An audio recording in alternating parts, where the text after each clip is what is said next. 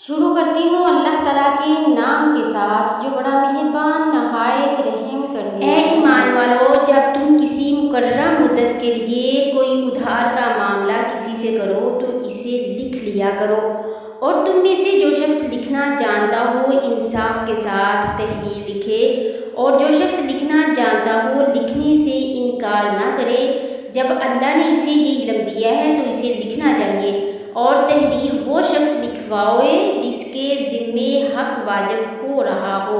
اور اسے چاہیے کہ وہ اللہ سے ڈرے جو اس کا پروردگار ہے، اور اس حق میں کوئی کمی نہ کرے۔ ہاں، اگر وہ شخص جس کے ذمے حق واجب ہو رہا ہے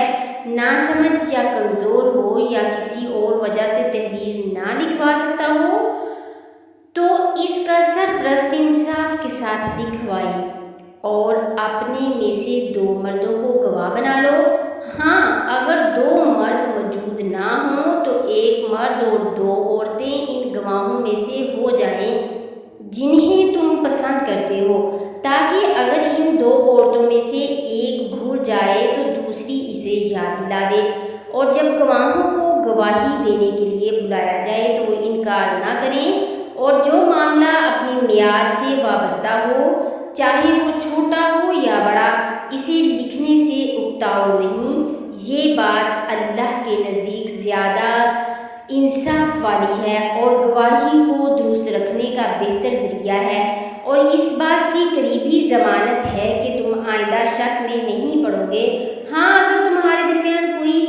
نقد لین دین کا سودا ہو تو اس کو نہ لکھنے میں تمہارے لیے کوئی حرج نہیں ہے، اور جب خرید و فروخت کرو تو گواہ بنا لیا کرو، اور نہ لکھنے والے کو کوئی تکلیف پہنچائی جائے اور نہ گواہ کو، اور اگر ایسا کرو گے تو یہ تمہاری طرف سے نافرمانی ہوگی، اور اللہ کا خوف دل میں رکھو۔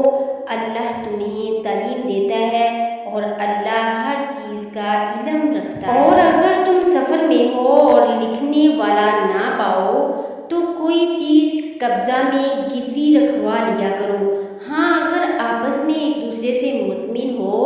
تو جسے امانت دی گئی ہے وہ اسے ادا کر دے، اور اللہ تعالیٰ سے ڈرتا رہے جو اس کا رب ہے، اور گواہی کو نہ چھپاؤ، اور جو اسے چھپا لے وہ گناہ گار دل والا ہے، اور جو کچھ تم کرتے ہو اسے اللہ تعالیٰ خوب جانتا ہے۔